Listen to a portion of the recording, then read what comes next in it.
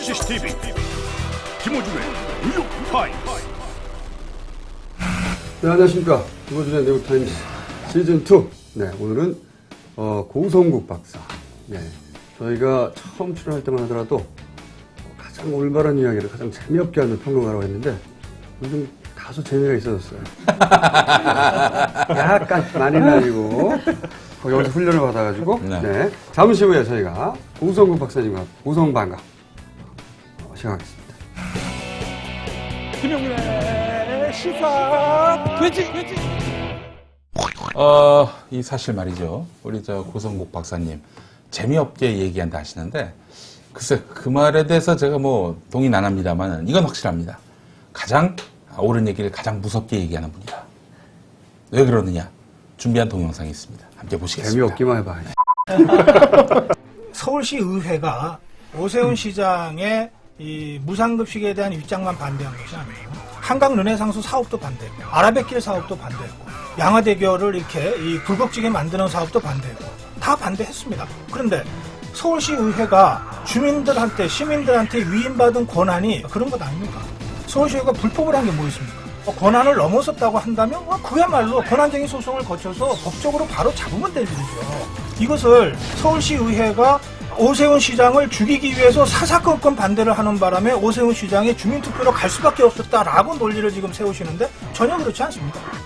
현재 요 하나만 말씀드리고 의회의 뜻을 말씀하시는데 그러면 말이죠. 한강 르네상스라든가 아라뱃길이라든가 양화대교를 개조하는 사업이라든가 다 언제 결정됐습니까? 지난 2010년 지금의 민주당이 장악한 서울시 의회가 등장하기 전에 서울시 의회가 동의하고 결정한 사안입니다.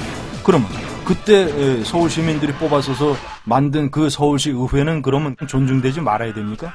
그때 다 그 서울시 의회가 동의해서 만든 서울시의 주요 사업들을 자기네들이 여소야대가 됐다고 다 스톱시켜버리면 어느 시장이 무슨 일을 할 수 있습니까? 제가 반론을 드립니다. 그러면 행복도시 참여정부 때 결정된 건데 정권 바뀌었다고 왜 그거 수정한다고 했습니까? 그리고 김진우 의원 그 수정안 계속 찬성했지 않습니까? 그건 만든 행동입니까? 그거는 사안이 좀 다르죠. 그거는 뭐가 사안이 다릅니까? 잠깐만요. 논리적으로 똑같죠. 아니 그건 정권이 바뀌거나 의회가 여소야대에서 여대야소가 되거나 하면 기존의 사업 중에서도 이건 도저히 안 되겠다 싶은 것은 고칠 수 있는 겁니다. 그 권한을 준 거예요.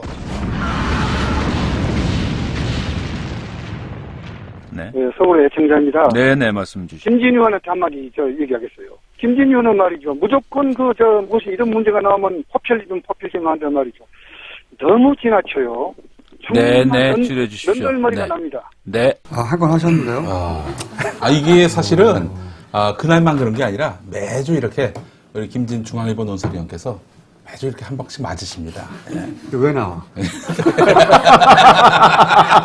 매조키스트야? 맨날 맞고 나오게? 사람 이렇게 때리고 그래요. 말로 하지. 무서운 사람이야. 근데 저는 궁금한 게 그렇게 막 이게 논리적으로 완전히 압도하시고 끝나고 나서는 어떻습니까? 끝나고 나서는 기분 좋게 서로 웃으면서 악수합니다. 그렇죠. 그것도 다음 주에 만나가지고 이렇게 하고. 김진희 의원은 그 프로페셔널입니다. 쿨하게. 자기 소신 뚜렷하고 승부가 완전 갈리면 프로페셔널? 맷집이 좋은 분이네 아주. 승부가 갈리면 또 승복할 줄도 알고 좋은 상대 패널입니다. 끝나고 나서요? 네. 끝나고 나서 인정하는 걸 누가 못해. 국회의원들도요, 국회에서 맨날 싸우잖아요? 카메라 딱 꺼지면, 형님 왜 그래? 좀 비켜줘요. 아까 너무 세게 밀었어. 그러니까. 같이 어깨동무가 목욕탕 가요. 진짜로. 네. 그날이 이제 8월 2일 오세훈 시장이 그 주민투표를 발의한 날이라서 아주 첨예했습니다. 그때 아주 굉장히 뜨거운 토론이었는데 선물 소개하고 본론 들어가겠습니다. 맛과 영양의 종결 명품 피자 의리의 라피자 늘 함께한다고 했는데 이제 라피자가 말이죠. 옵션을 걸었어요. 주말 공휴일은 사용할 수가 없으니 가급적 평일을 이용해 주세요. 주말 공휴일은 사람이 많다 이거지 이제. 청주점도 오픈했으니 많은 이용 바랍니다. 청주점. 예.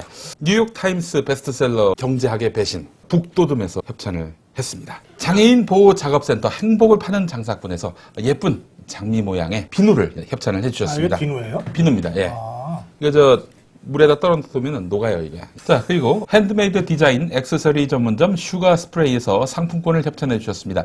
문화의 메카 충무로 명보 아트홀에서 연일 대박 행진이 이어지고 있는 드로잉 쇼 히어로, 이 여름 시원하게 해줄 멋진 공연의 초대권을 펜타토닉에서 협찬합니다. 고급 와인이 들어왔어요. 라비냐 이 차장님이 아니네 이번에? 아니에요. 어떤 내용인지 편지가 왔어요. 소개를 해드리겠습니다. 안녕하세요. 라비냐의 이 차장님이 개인적으로 협찬하시는 걸 보고 나도 저기에 숟가락을 얹어야겠다 싶어서 금양 인터내셔널의 김 과장도 협찬합니다. 이번엔 김 과장이야. 김 과장. 예. 저도 저 개인적으로 하는 협찬이니까 금양 인터내셔널과 연결 짓지 말아주세요. 예. 저희 회사에서 수입하는 와인 중에 가토닉으로 이렇게 읽어야 되나? 예, 검은 고양이란 뜻인데 쥐가 싫어하는 검은 고양이입니다. 예. 라벨에도 이제 고양이가 그려져 있다고 하는데 진짜 고양이가 그려져 있죠? 고양이. 하는 그 고양이가 그려져 있습니다. 고양이가 그려져 있듯 고양이 와인으로 이제 마케팅이 되고 있는데 각하를 위한 와인, 각하의 섬세한 마음 씀씀이에 헌사하는 각하 헌정 와인입니다. 예. 갓도 네그로네, 갓도 네그로. 예. 갓도 네그로를 마시면서 남은 임기를 아쉬워하는 충정의 마음을 나누어도 좋고, 청와대 공식 와인으로 지정해 주셔도 참 좋지 않을까 싶습니다. 저는 김어준의 뉴욕타임스 열혈 시청자면서 노원구 주민으로 정봉주 전 의원의 카페 회원이기도 합니다. 예. 여지껏 먼 산 불구경하듯이 아무 액션도 후원도 안 해왔는데 뉴욕타임스가 결국 뭔가 하도록 부추기네요. 제작진 모두와 한겨레 식구들 또 항상 응원하고 있습니다. 힘내십시오. 늘 감사합니다. 네, 이렇게 보내오셨습니다. 자, 가장 중요한. 네, 이게 지난주에 대박이 났답니다. 그래요? 예, 그 세 자릿수의 판매를 기록했다고. 아니 우리를 통해서? 그렇지. 어떻게? 이제 myhani.co.kr을 통해서 구입하실 수 있고 080-667에 아니 그럼 100개가 팔렸다면 100개 단위가? 100개 단위가 팔렸다. 자, 그러면 오늘 제대로 해야 되겠네. 네. 자, 폭포에서 떨어지는 물이 바위에 부서지면서 과학적 원리로 이구아스 폭포보다 뭐야, 이거는 근데 엄청 심한 거 아니야? 15배 많은 음이온을 발생시킨대. 음이온을? 네, 이구아스 폭포보다. 어떻게 하는 거지? 그래서 숲속에서 샤워하는 듯한. 왜 숲속에서 샤워를 하지? 안에 숲속에서 샤워한 사람도 있나? 하여튼 그런 느낌을 받을 수 있어요. 네. 근데 내일은 언제 하는 거야? 좀 기다리세요. 또 기다리세요. 네. 어쨌든 불가사의하네요. 이런 거. 예. 우리 방송을 보고 산다는 것이. 네. 계속 사주세요. 자, 이번엔 협찬이 아닌 사연 소개인데요. 뉴욕타임스를 늘 시청하신다는 김모 씨께서 부친이 안성 축산면에서 재배하고 계시는 명품 표고버섯 콩순이와 버섯돌이를 보내주셨었는데 이번 폭우로 재배 농가에 피해를 입었다고 합니다. 너무 안타깝네요. 예, 복구가 되고 안정이 되면 다시 콩순이와 버섯돌이를 보내주시겠다 이렇게 연락이 왔는데 말씀만이라도 너무 감사하고요. 콩순이와 버섯돌이 많이 기억해 주시고 많이 또 판매 또 구입해 주시기 뭐가 바라겠습니다. 또 있네 고지가. 이런 것도 있네. 한겨레 신문사에서 이제 그 구독 확장을 하는데 판매 부수가 많아져야 한겨레 신문도 뉴욕타임스에도 실질적인 도움이 되니까 앞으로 그 신문 구독하실 때 뉴욕타임스 이름으로 해달라 이런 이야기입니다. 그래. 이건 말이지 내가 보기엔 제작진의 꼼수예요. 그러니까 구독 신청을 cctv@hani.co.kr로 해가지고 성함, 연락처, 주소 보내주면은 저희 쪽에서 연락을 드리겠다. 그리고 그 실적은 우리가 먹겠다. 뭐 이런 얘기겠죠. 바로 그거죠. 그렇죠. 네. 예. 독자센터에 직접 하지 마세요. 직접 하지 마시고 예. 뉴욕타임즈의 CCTV 한이 COKR 해주세요. 이번 신문 구독 확장에 무료 지원을 해주시겠다는 분이 있는데 한겨레 신문 제2창간 중앙 집행위원이면서 주주독자이신 이노형범님께서 1년은 대신 구독료를 대납할 테니까 그 이후부터는 직접 대시라. 이 신청은 역시 cctv@hani.co.kr로 하라는 거죠. 역시 이 실적도 먹겠다는 거죠. 먹겠다는 그런 아주 깊은 뜻이 자, 담겨 그러면 있습니다. 여기서 예. 방송을 끝내겠습니다. 고맙습니다. 오늘 와주셔서 감사합니다. 자, 그러면 본격적으로 고성방가 한번 해볼까요? 예, 예. 네, 고성방가. 아유, 기자 아까 오세훈 시장 그 발의 얘기를 했는데 박사님, 네. 아주 가끔씩 좀 틀리실 때가 있지만은 대체로는 다 맞추셨단 말이죠. 지난번 한나라당 그 당대표 경선 때는 꼴등은 맞추셨어요. 네. 그때 이제 원희룡을 말씀하셨고 제가 홍준표를 얘기했는데 홍준표가 됐지 않습니까? 주의해주세요. 어떻게 된 사연입니까? 아니 뭐 저기 김원영 정수는 점을 치는 사람이니까. 과하게 내가 봤을 때 그 박사님 말씀 굉장히 일리가 있었는데 이 원희룡이 기대만큼 뒷심이 없는 거야 이게 보니까.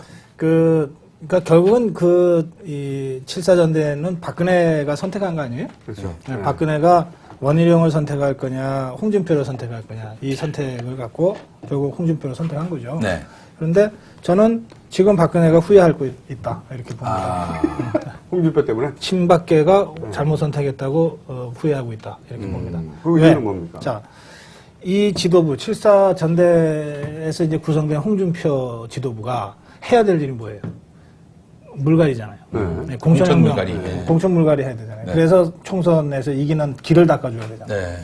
그런데 홍준표는 박근혜 친박계가 표를 모아줘서 된 대표거든. 네.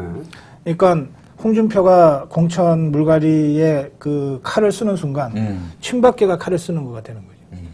그러니까 원래 제 이 분석은 공천혁명에 칼을 쓰는 그 칼을 친이기한테 넘겨라. 그래야 친박계는 손에 피 안 묻히고 공천혁명 거쳐서 할 수 있다. 이 계산을 하라 이 말이었어요. 그러면은 친이계 대표성을 갖는 원희룡을 대표로 만들었어야죠. 그래서 원희룡이 뭐 친이를 쳐도 아무 소리 못하고 네. 친이계는 자기들끼리 치는 거니까. 네. 이렇게 그러니까 제가 보기에는 됐던 이제- 것이었단 말이에요. 그래서 네. 그 며칠 전에 우리 토론에서도 나왔지만 네. 박근혜가 이 통이 컸다면 원희룡을 대표로 만들었을 것이다.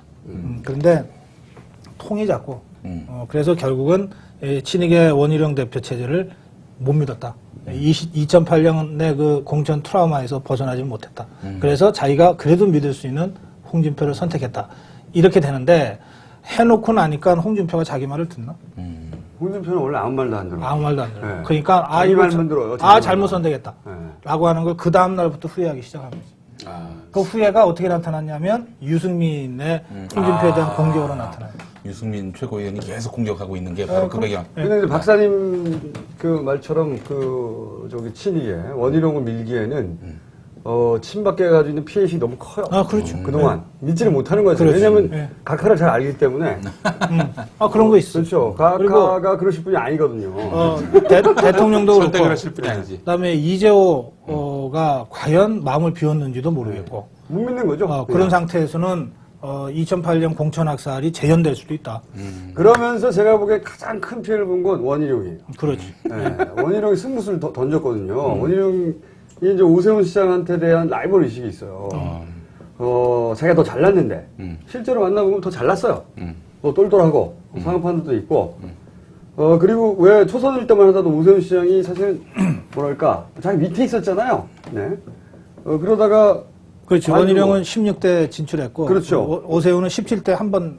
그 초선에 불과했다고 초선에 자기는 재선이었고 그래서 그 소위 뭡니까 수요 모임. 네, 소장파 모임을 이끄는 주축 중에 한 사람이었고 네. 오세훈은 이제 같은 신입이었던 거죠. 근데 관두더니 갑자기 서울시장이 돼버렸잖아. 대권을 향해 막 뛰어가는 거 아니에요 지금? 그때 서울시장을 오세훈이 할 때도 네. 원희룡과 박형준 지금 특보 네. 이 두 사람이 네. 당내 경선 도전자. 그러니까 당시에 서울시장 도전했던 사람이 홍준표, 맹영규 네. 이런 사람들이었는데 네. 이 사람들로는 도저히 강금실을 이길 수 없겠다고 판단을 하고 무명의 오세훈을 영입을 한 거죠. 예. 누가 그때 했습니까? 그걸 오세훈? 원희룡과 원희룡이. 박형준 두 사람이 했어요. 그저 자기가 오세훈 시장 영입했던 만들어진 사람이 거예요. 한두 명이 아니에요. 특히 그 박계동 형. 근데 그거 두 계동 사람 형은 자기가 데리고 왔다고 얘기하는데 아닌가요? 박계동은 다 데리고 왔다니까. 그 원희룡과 박형준 두 사람이 결정적인 역할을 했고, 그렇죠. 그리고 네. 원희룡이 그래서 선거 본부장을 맡았고, 오세훈 서울시장 캠프에서 예. 본부장을 맡아서 실제로 선거를 치렀고, 그래서 그런 관계죠. 템플릿인데 예. 그리고 나서 이제 관계 역전된 거야. 힘의 관계가 역전되고 인지도 역전되고 그리고 하는 짓도 마음에 안 들고 자기를 대우해주지도 않고 그리고 실제 원희룡이 그래도 그나마 이 보수 진영에서 많이 통하는 그 소수 중에 한 사람이거든요. 그래서 이번에 서울시장 나갔는데 죽었잖아요. 졌잖아. 나경원하고 네, 같이 나경원한테도 졌어요. 작년에. 네. 작년 6일 작년이죠. 네, 작년 나갔는데 나경원한테조차 진 것이 충격이에요, 이 양반이. 그래서 이대로는 안 되겠다. 이대로 안 되겠고 뭐 사무총장. 그래서 이제 이번에 승부수를 던졌다는 거예요. 신위로 올라탔는데 네. 내년 총선 불출마라는 배수진을 그렇죠. 치고 승부를 던졌는데 또 안 된 거지. 또 안 된 거죠. 이게 원희룡의 승부수이기도 하고 네. 이 승부수를 박근혜가 받았으면 네. 지금 이 한나라당 상황은 많이 달라지는 거예요. 많이 달라졌죠. 근데 운명도 원희룡의 달라졌고. 승부수를 박근혜가 못 받은 거지. 그래서 원희룡은 정말 어려워진 거지 지금. 이 원희룡은 각하를 탓해야 되는 거도 원망해야 되는 거도 이게 다 각하 때문이야. 못 믿어가지고 각하는 그러실 분이 아닌데 너무 큰 오해를 사시고 있는 거지. 어쨌든 그래서 자, 하여튼 그렇게 됐어요. 네, 원희룡은 나가리 됐고 이제 오세훈으로 돌아오죠. 오세훈이 이제 물폭탄을 맞았어요. 네. 물폭탄을 맞았는데 광화문 제가 그날 당일날 광화문 그 물이 잠길 때 현장에 있었습니다. 물이 풍풍풍 올라. 우리 이순신 장군께서 반신욕을 하게 되는 거예요. 그리고 물바다 상황을 제가 봤는데 자, 그러면은 박사님께 우선 그 예언을 한번 부탁하죠. 어떻게 8월 24일 날 그 밤에 누가 웃을 것 같습니까? 이거는 그 시민들이 웃겠죠. 투표율에 도달하지 못한다고 봐요. 저는 개봉 투표율에 3분의 1. 이게 지금 상황이 이렇게 됩니다. 그러니까 이 물폭탄 직전까지는 어쨌든 오세훈의 승부수, 그렇죠. 무상급식 포퓰리즘에 굴복할 거냐, 아니면 단계적이고 점진적인 무상급식이라고 하는 현실적인 안을 채택할 거냐라고 하는 식의 오세훈식의 설명이죠. 이 설명이 상당히 먹혀 들어가가지고 요 무상급식 안만 갖고 투표를 하는 분위기가 만들어졌는데, 그런데 이제 물폭탄 맞고 뭐 이렇게 되면서 오세훈의 지난 5년간의 시정에 대한 평가 선거로 성격이 지금 바뀌고 있어요. 그러니까 무상급식 하나만 갖고 판단하는 것이 아니라 한강 르네상스 뭐 이런 것들. 수혜의 원인을 따지고 보면 뭐 디자인 서울이다, 한강 르네상스다, 뭐 다 이런 것들이 다 연관되잖아요. 네. 그래서 이 문제는 결국은 오세훈 시정에 대한 찬성이냐 반대냐 이렇게 선거 성격이 지금 규정지어지고 있어요. 이렇게 되면 심판 받는 사람이 무조건 불리한 거죠. 그런데 더 안 좋은 것은 오세훈 시장 입장에서 안 좋은 것은 이번 선거는 33.3%가 안 되면 무조건 지게 돼 있는 거거든요. 개봉을 아예 안 하는. 그렇지. 그러니까 돈을 날리는 거지. 야당은 또는 이 비판적인 시민단체 입장에서는 이처럼 하기 좋은 선거운동이 없는 거죠. 굳이 투표장까지 가게 만들고 거기서 또 잘 골라서 찍어라 이렇게 안 해도 되거든. 나쁜 투표 안 하자 이렇게만 해도 되는 거거든. 이렇게 하는 거지. 볼일 보세요. 평소대로 볼일 보세요. 하면 휴일도 아니에요. 이런 것이기 때문에 이런 것이기 때문에 이번 경우에는 오세훈의 승부수가 실패할 가능성이 훨씬 높습니다. 그런데 이제 실패는 이미 예정된 거였고 계속 저희가 주장해왔던 그렇죠. 것은 실패할 것은 뻔한데 실패한 이후에 자신이 그 복지 포퓰리즘에 유일하게 맞선 이 보수 진영의 아이콘으로서 단독으로 그렇게 싸우다가 장렬히 전사하여 그 모든 책임을 지고 내가 사퇴하겠다. 그리고 이제 대선에 대해서 가만히 있으면 또 누군가 막 나오려고 하는 그 모양새. 사퇴할까요? 근데 이제는 사퇴하기 힘들어졌다는 거죠. 이제 그런 구조들이 이제 노출이 되고 사람들이 알고 사퇴를 하면 뭐 아마도 8월 24일 날 이제 투표에서 지고 바로 사퇴를 하면 10월 달에 재보궐선거를 해야 될지 몰라요. 근데 제가 보기엔 사퇴하기 힘들어졌다고 봐요. 그러니까 이제. 네. 만약에 10월 달에 재보궐선거를 하면 민주당하고 한나라당이 서울시장 선거에 다시 붙으면 누가 이기겠어요? 민주당이 이길 가능성이 많죠? 이렇게 되면 정말로 서울시에 있는 그 한나라당 의원들이나 이 예비 후보자들한테는 재앙이죠. 주민투표에도 졌고 영거푸 서울시장에도 지고 그리고 나서 불과 6달 있다가 자기들 선거를 해야 되는데. 그죠? 그러니까 사퇴를 하지 말라고 할 가능성이 많습니다. 못하게 됐죠. 그리고 그럼에도 불구하고 하려고 했을지 모르겠는데. 자, 그러면 어떻게 되냐면 어차피 한나라당 올 줄 한나당 알았는데. 입장에서는 사퇴하지 말고 버텨라. 네. 이미 그런 얘기 막 나오잖아요. 네. 주민투표하고 시장 임기하고 뭔 관계가 있냐 이러잖아요. 사퇴하지 않고 버티면 어떻게 됩니까? 오는 그냥 이렇게 복잡한 아니, 정치 분석을 한마디로 정리하니까 진짜 좋긴 한데 아, 편집하기 너무 힘드니까 고추가 된다라고 얘기해 주세요. 고추가 된다. 네. 그래서 정말 이게 식물 시장이 되는 거예요. 식물 시장. 네. 어. 내시가 되는 거죠. 그래. 너무 짜네. 그 상태에서 한나당이 내년에 선거를 치를 때 사실은 지금도 잔뜩 이제 어깨에 무거운 짐 짊어지고 가는데 네. 가파른 고갯길에 지금 갑자기 더 큰 뭘 하나 더 짊어지고 가야 될 상황이 돼버린 거죠. 근데 여기서 한나당 의원들의 어려운 점은 뭐냐면 여기서 근데 돌아서기가 이미 불가능해졌다. 아, 퇴로가 없다. 태로가 없죠. 그래서 제가 이제 항상 주장하는 것이 각하 십자가에 걸렸다가 못 박혔다가 다시 내려와가지고 각하 우편에 앉아 계시다가 사흘 만에 사흘 만에 대선으로 구하려고 그랬는데 이제 계속 매달려 있어야 되는 거예요. 못 내려와. 됐지. 근데 이제 무상급식 문제만 놓고 본다면 만약에 개표하지 않는다면은 33.3%가 안 돼가지고 개표하지 않는다면은 오세훈 시장은 어떤 입장을 취할 것 같습니까? 그러면 계속 버틸 거예요. 그렇죠. 네. 그리고 그러면 의미부여를 이게 계속 하겠지. 개표가 안 되면 어떻게 되는가 하면은 A안도 B안도 채택 안 된 걸로 되기 때문에 네. 그냥 교육청과 서울시의회는 자기들이 하는 대로 그냥 계속 원래 나가는 원하는 거예요. 대로. 4학년까지만 무상 그렇죠. 이 상황 발생하기 이전으로 돌아가는 그리고 오세훈 시장은 나는 어쨌든 내 예산 중에 서울시 예산 중에서 그거는 못하겠어 라고 버티면 또 버티게 되는 거예요. 그런 상태로 지지부진하게 갑니다. 아, 그 오세훈 시장이 앞으로 서울시정을 하는 데 있어서 타격을 입을 가능성은 지지율이 거의 지지율이. 식물 시장처럼 되죠. 예를 들어서 양화대교를 보면 서울시의회는 지금 양화대교 고치는 거 예산 다 삭감했다 네. 이렇게 돼 있잖아요. 예. 그럼 오세훈 시장이 할 수 있는 유일한 방법은 뭐 자기 돈 갖고 하지는 않을 테니까 어떻게 됩니까? 이 국토해양부로부터 국비를 보조받아서 하는 거예요. 그러니까 거의 모든 문제를 다 중앙정부에서 돈을 끌어다가 자기가 해야 되는 거거든요. 네. 그러니까 이건 불가능한 거죠, 사실은. 아니 뭐 서울시 의회만 의회입니까? 국회는 중앙정부의 예산은 국회에서 심의하잖아요. 네. 그러니까 그런 방식으로는 안 되기 때문에 실제로 할 수 있는 일은 하나도 없다. 인생 확 꼬인 거예요 지금 아주. 하는 근데 바람에 제가 여러 차례 여기서 말씀드렸는데 이 출발은 오세훈의 성격에 있는 거예요. 그 박사님 항상 논평하시는 거 보면은 네. 이게 오세훈이 아주 꼼수를 둔다든지 굉장히 그 디테일한 그런 고민 끝에 이 안을 내세운 게 아니라 어느 순간 확 꼴려가지고 확 그냥 이 분통이 터져가지고 그렇게 선택한 것일 수도 있다라고 말씀하시던데. 나는 이 정치 분석함에 있어서 정치인들의 성격이 굉장히 중요하다. 절대적으로 중요하죠. 네, 네, 그러니까 저도 오세훈은 인정합니다. 자기 성격대로 여기까지 온 거예요.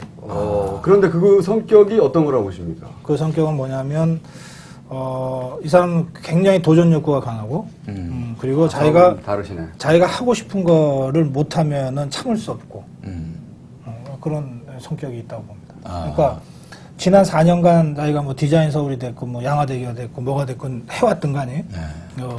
그건 뭐 여대 야소였으니까 시의회 지원도 받아가면서 했던 것인데 선거 한번 하면서 이 모든 걸 못하게 됐잖아요. 견딜 수 없는 거죠. 예. 그러니까 이렇게 해서 시의회에 맞춰가느니 차라리 내가 하고 싶은 거 끝까지 밀고서 뭐 중간에 쓰러지면 쓰러지는 대로 그렇게 하겠다라고 밀어붙이는 거예요. 저는 그렇게 생각하지 않습니다. 제가 만나본 오세훈 시장은 걱정도 많고 겁도 많고 그렇다 보니까 계산도 많아요. 엄청나게. 항상 계산합니다. 이것이 과연 나에게 어떤 이익을 돌려줄 것인가. 엄청나게 계산하다가 이 계산서가 이렇게 나온 거예요. 이렇게 하니까 내가 더 이익이다. 서울시장을 계속 하는 것보다. 아니 욱해서 지금- 그렇게 계산한 거 실수 있지 않을까요? 지금 김총수 얘기는 모든 인간은 밥을 먹어야 된다 이런 얘기예요. 엿을 주시네? 그것도 빅엿을. 감사히 먹겠습니다. 좋습니다. 엿은 먹고요, 제가. 박사님 하나만 더 궁금한 게 있는데요. 박근혜 전 대표는 이 국면을 어떻게 되기를 바랄까요? 사실은 아무 변화가 없기를 이 바라지. 박근혜는 그냥 조용히 넘어가기를. 그렇지, 아무 변화가 없기를 바라지. 조용히 넘어간다면 지금처럼만. 아, 그냥 박근혜 얘기 나오면 그러니까 박근혜의 마음을 읽으려면 적어도 현안에 대한 박근혜의 입장이나 생각을 읽으려면 유승민을 보면 돼요. 네. 네. 그 진영에서 제일 똑똑한 사람이거든. 진짜 똑똑하더라고요. 에이스야, 에이스. 네. 유승민은 제가 보기에 이게 진보 세력이 가장 겁을 내왔던 사람입니다. 그리고 앞으로도 제일 겁을 내야 될 사람이에요. 왜냐하면 그렇죠. 이 사람이 당당합니다. 그리고 자기 주장을 이게 삿되게 뭘 이렇게 네, 이용하는 섭섭하잖아요. 사람이 아니에요. 네. 무상복지에 대해서 아주 굉장히 뭐랄까요 적극적이고 그리고 중요한 건 전향적이고. 중요한 건 말이 돼. 얘기를 듣고 보면 그것이 이제 우파적 시각에서 출발한 주장이긴 하나 기본적으로 말이 안 되는 주장을 하진 않아요. 지난번에 좀 말이 안 되는 얘기 하더라고. 선건이가 그랬겠지만 여러분 공산화를 막기 위해서는 무상급식 해야 됩니다. 이런 얘기를 하더라고. 공산에? 공산화. 공산화를 받기 위해서 무상급식 해야 된다고. 무상급식 해야 된다. 사실은 네. 유승민의 그 얘기가 네. 이번 무상급식 주민투표는 시장 경제를 수호하느냐 사회주의로 가느냐의 갈림길이다라고 주장하는 것보다 훨씬 더 정확하고 현실적이잖아요. 네. 근데 한나라당 서울시당위원장은 사회주의냐 시장경제 수호냐로 지금 이 성격을 규정하고 있거든요. 이종구 무상급식을. 위원장. 예. 그런데 유승민은 애들 밥 먹는 문제 갖고 뭐 그러냐 이렇게 얘기하고 있거든요. 그게 맞는 얘기죠. 어느 쪽이 국민 정서에 맞냐 이 말이에요. 그렇죠. 특히 그 롯데월드 그 증축 문제와 관련해서 신축이죠. 그 100층. 네, 네. 그거 관련해서 정말 야당 의원이 따라잡을 수 없을 정도로 정교한 논리로 정부를 비판하던데 저는 그때 양반 새롭게 봤었어요. 어쨌든 그러면 이제 박근혜 얘기로 넘어가 볼까요? 예. 그래. 네, 박근혜 얘기를 하면 또 문재인 얘기를 또 해야 되거든요. 하여튼 어디서 끊어버려. 네, 알겠습니다. 그러면 내가 문재인 얘기부터 먼저 할게요. 내가 며칠 전에 문재인 이사장의 그 책, 운명, 네. 출근 이념회. 그것도 문재인 이사장을 만났잖아요, 또. 독자회 만나? 네. 네. 제가 거기서 가서 이제 게스트로 갔어요. 어떻게 좀 거부 반응을 표시하진 않던가요? 앞에 오연호, 그 전날은 오연호 대표가 얘기했더라고. 네. 오연호 대표가 이제 네. 출마할 거냐 이런 얘기 물어보고. 저는 출마할 거냐 이런 얘기 묻지 않습니다. 출마할 거냐 안 할 거냐 이런 얘기를 왜 물어봐? 며칠 날 할 거냐?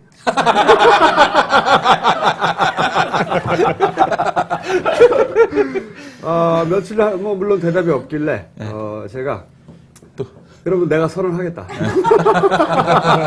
나를 골라서. 그래가지고 제가 대신 선언하기로 했어요. 대신 선언하기로 하고, 그리고 나서 2년 후에 당선될 텐데, 나한테 뭐 해줄 거냐. 그래서 대답이 없어서, 검찰총장 하겠다고 그랬어. 검찰총장하고 법무부 장관 이런 거. 검찰총장 아무나 하니까. 네, 그렇죠. 아무나 해도. 그런데 이 문재인이 국정원까지 받는다고 그랬어요, 제가. 국정원장까지 받을 수 있다. 문재인이라는 신상품이 이게 무슨 그냥 어영부영 출시가 되는 바람에 어영부영. 지금 그 신선도가 계속 떨어지고 있습니다. 그 운명이라는 책을 보고 어떤 사람이 나한테 이런 얘기를 했습니다. 그 경희대 부분인데 이건 어려워서 이제 전액 장학금을 준다고 하는 경희대를 선택을 했는데 거기 그 책에 이런 대목이 나오는 모양입니다. 나는 경희대에서 거기서 이제 부인을 만났는데 아내를 만난 거 밖에는 남은 게 없다. 이런 식의 표현이 나오는 건가 봐요. 그 대목을 얘기하면서 이거를 읽는 그 경희대 졸업생들은 아마도 지금까지 경희대 출신이라고 자부심을 가졌다가 굉장히 실망하거나 화를 낼 가능성이 많다. 표현을 그렇게 했기 때문에. 그러면 나는 이 사실 자체가 뭐 이렇게 중요한 것이 아니고, 맞으면 신선도가 유지되지 못하고 있다. 이제 맛이 가기 시작했다. 또는 아주 별것도 아닌 그 단어 하나, 문장 하나의 그 미묘한 뉘앙스가 맞으면 이렇게 저렇게 이제 사람들 입에 오르내리고 맞으면 공격이 시작됐다. 이렇게 제가 느낍니다. 네. 그런데 제가 이 문제를 그냥 이제 그냥 지나가지 않고 심각하게 제기하는 이유는 뭐냐면 지금 야권은 말이죠. 예선에서 이기면 본선에서 이긴다 다 그렇게 생각하지 않아요? 총선에 이기면 대선에 이긴다고 생각하는 그렇죠. 거죠? 네. 그래서 대통령 후보도 야권 단일 후보 과정에서 야권의 단일 후보가 되면 대통령 따놓은 당상이다 이렇게 그건 좀 바보 같은 생각이라고 봐요. 그러니까 정서가 그런 정서가 있어요. 네, 있죠. 그러면 자, 그 손학규 캠프에서 어떻게 생각할까? 손학규는 어쨌든 총선 이기고 대선에서 손학규가 단일 후보가 되면 그러면 대통령 될 수 있다고 생각하는데 정작 그 자신의 그런 구도를 위협하는 건 박근혜가 아니라 예선 전에 복병으로 나타난 문재인이다. 네. 그러면 겉으로는 뭐 문재인이 아니라 누구라도 이 야권의 주자들이 많이 나서서 으쌰으쌰 하는 것이 좋다고 말은 할지 모르지만 내심으로는 계산이 그렇게 안 돌아간다는 거예요. 그래서 그렇죠. 지금 뭐 안희정의 발언이나 뭐 이광재의 발언이나 이런 등등을 보면 사실은 아주 완곡한 표현들 속에도 이렇게 비수들이 숨어져 있잖아요. 네. 응? 어느 쪽 갑자기 막 손학규를 겨냥해서 칼이 날아가기도 하고 막 이러잖아요. 그러면 이미 문재인이 그 시험에 들었다는 거예요. 그래서 지금 뭐 이 북콘서트를 하고 다니고 말이죠. 뭐 여전히 정치 안 하는 것처럼 하면서 뭐 출마 언제 할 거냐고 물어봐도 대답도 안 하고 이렇게 지금 한가하게 다닐 때가 아니다. 이미 게임은 시작됐고 그리고 뭐 이 창칼이 뭐 왔다 갔다 하고 화살이 왔다 갔다 하는 상황인데 아마도 정작 본인만 그걸 모르고 있는 것 아니냐. 뭐 그런 생각을 합니다. 그 주변에서는 이제 뭐 그런 얘기들을 많이 하나 봐요. 저는 뭐 본인은 모르죠 아직. 작년에 한 번 뵙고 그리고 지난주에 한 번 본 건데 딱 2번밖에 못 봤는데 그 6개월 사이에 변화는 크게 있습니다. 그 작년 말에 그 질문을 했을 때는 진짜 화들짝 그런 소리 하덜덜 말라는. 야, 이 말만 안 했을 뿐이지. 거의 그런 분위기. 근데 그때 이제 북콘서트 내용 중에 그런 게 있더라고요. 마치 고성국 박사님을 겨냥한 듯한 그런 발언이 있었는데 어떤 사람은 문재인 이사장이 권력 의지가 없어서 문제다 이렇게 얘기하고 있는데 어떻게 생각하느냐 그랬더니 권력 의지가 있는 사람만 대통령이 되는 시대는 이젠 아니다 이런 식으로 얘기를 그러니까 했어요. 권력 의지가 없던 거는 인정을 하고 없어도 될 수 있다 본인이 한 이렇게 얘기가 얘기하는데. 아니에요. 근데 네. 그 옆에 비서관이 한 얘기, 양종철 비서관. 그러니까 나는 네. 그런 비서는 좀 옆에 안 뒀으면 좋겠어요. 근데 제가 이제 하려는 얘기가 입결이 아니 그런데 정치인도 아닌데 무슨 비서를 두고 다녀요? 비서가 아니라 그분이 청와대 이제 비서관 과거의 출신. 비서였던 분이었죠. 청와대 비서관 비서관. 출신. 네. 예. 그 언론 비서관이었던. 네. 그분이 또 이미 언론계에서는 양정철이 비서관 노릇 한다는 식으로 다 알려져 있어요. Anyway, 맞아요. 실제로 지금도 하고 아니 있어요. 그러니까 네. 명실이 그런데 상부해야지. 나도 그건 잘못된 뭐랄까요. 지금 플레이라고 보는데 어쨌든 그때는 이제 학을 떼는 표정이었고 도저히 상상도 못할 이런 무례한 정도의 표정을 뭐 이런 새끼가 다 있나. 아래로 펼쳐보고 이런 표정이었어요. 그런데 누가 좀 물 좀 갖다 주세요. 목이 잠아요. 야, 이 개새끼야. 형이 말한 말도 들어. 나 이거 떠서 먹고 싶다니까. 근데 지난주는 저 대기실에서 대기실에 앉아 있는데 몇 월에 나가시려고 합니까? 내가 뒤에서 그러니까 웃기만 해요. 그래서 절대 안 나갈 거냐? 절대 안 나간다는 말을 안 합니다 이제. 그러니까 제가 보기에는 80에서 90%는 넘어왔다고 봐요. 좋습니다. 네, 넘어왔다고 봅니다. 그러니까 문재인 얘기는 네. 문재인이 출마 선언한 다음에 다시 하자고요. 구전까지는 똑같잖아. 구조. 싫어요. 아니면 다음에 나올 때까지 그럼 출마 선언을 시키고 나오든지. 그래서 제가 제가 마지막으로 한 얘기는 그거 하도 대화하길래 토요일이었는데 일요일 날 1위는 자우림으로 예상한다. 만약에 1위가 자우림이 되면 출마 선언을 한 걸로 알겠다.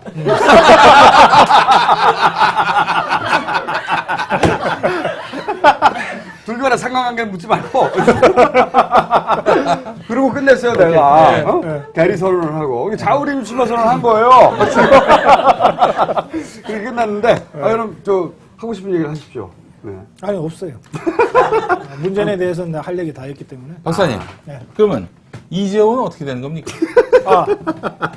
우리 이재호 선수. 형님 왜 독도 가서 보초를 서 오지도 않을 거. 3천만의 호구가 되버렸네. 아니, 근데 그 형님은 너무 국민들을 좀 얕게 본 거 아닙니까? 아니, 그런데요. 이 방식으로 지역구에서는 잘 통해요. 그래요? 지역구 관리의 왕이었거든요, 원래. 근데 이 문제 이재호 특임 장관만의 문제는 아니고 예. 저는 이 이명박 정부가 가장 약한 부분이 외교라고 봅니다. 홍준표 대표는 외교가 아주 좋은 점수라고 하던데. 저는 홍준표 대표랑 철학이 좀 다릅니다. 이런 거죠. 독도 문제는 이게 65년부터 시작된 문제고 또 이전에 거슬러 가면 100년도 더 된 문제인데 그동안 우리 역대 정권의 독도 문제에 대한 기본 입장은 두 가지입니다. 네. 하나는 조용한 외교, 하나는 단호한 외교입니다. 이명박 정부는 시끄럽고 단호하지 않은 외교를 하고 있습니다. 이건 단순히 뭐 참여정부하고 반대된다가 아닙니다. 박정희 정권 때부터 일관되게 40년간 유지되어 왔던 우리나라 외교 정책의 근본을 완전히 180도 바꾸는 거예요. 얼마나 시끄럽겠어요. 대통령부터 나서서. 제가 그랬거든요. 한일 의원들이 들어온다, 3명 들어온다 그랬는데 일본 자민당 의원들, 예. 이 일본 3명은 이게 무명 소졸들이에요. 예. 이름도 몰라. 이른바 듣보잡. 예. 그렇죠. 이게 들어온다 그럴 때, 이거는 우리나라의 출입국 관리소 소장 또는 출입국 관리소에 있는 사무관 정도가 나가서 시끄럽게 하지 말고 나가라고 처리하면 될 일이다 이랬거든요. 예. 근데 제가 그 방송을 하고 있는 그 다음날 대통령이 직접 지시를 하더라고요. 총리가 나서고 특임장관이 나섰어요. 아우, 이래가지고 스피드. 결국은 미국 정부가 걱정하게까지 된 거잖아요. 한일이 이 문제로 싸우지 않았으면 좋겠다. 네. 할 일도 많은데. 이게 일본이 원하는 건데. 그렇지. 예. 그렇게 해서 이제 완전히 국제 문제가 돼버렸어. 정말 네. 시끄럽게 만들어놨어. 예. 그런데 얼만큼 그러면 진짜 단호했냐라고 따지면 이명박 대통령만큼 일본에 대해서 유화적인 사람이 없단 말이에요. 없었죠. 과거를 묻지 말라고 그랬어요. 그러니까 이렇게 시끄럽게 하려면 최소한 YS처럼 버르장머리라도 고치겠다고 하든지 그런 것도 아니잖아. 그런, 이제 제가 보기엔 이런 것도 있어요. 독도 문제에 관해서 왜 지난번에 지금은 곤란하다. G7 거기 갔을 때 네. 옥토버 거로 갔을 때 지금은 곤란하다 기다려달라. 조금만 기다려달라. 그 멘트가 나왔잖아요. 그리고 사람들이 다 그걸 사실이라고 민단 말이지. 청와대는 공식적으로는 그런 말을 한 적 없다가 공식 입장이에요. 그쵸. 그렇게 참고로. 주장하고 진실 있지만, 여부와는 무관하게 하여간. 네. 근데 뭐 일본 언론에서는 뭐 그런 주장을 뭐 반복해서 했죠. 반복해서 했고 거기에 대해서 제소 안 했잖아요, 우리가.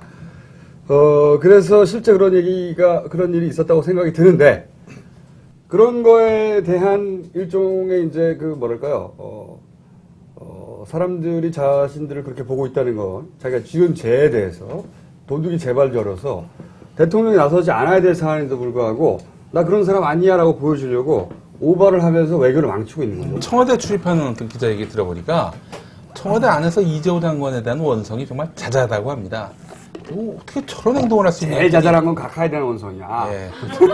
그래도 그 얘기는 또 참아 못하니까. 근데 이제 문제는 뭐냐면은 이런 얘기가 있대요. 이재호 장관이 어디 가서 일할 데가 없다는 거예요.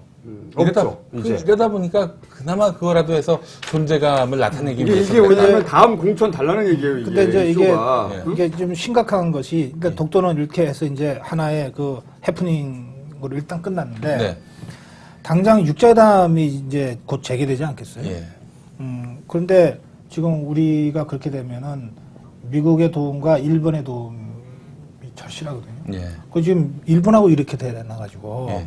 사실은 육자회담 재개로 가야 되는데 못 가고 있는 거예요. 제가 보기엔 미국이 육자회담 지금 오히려- 참가국이 누군지 몰라요, 우리 각하.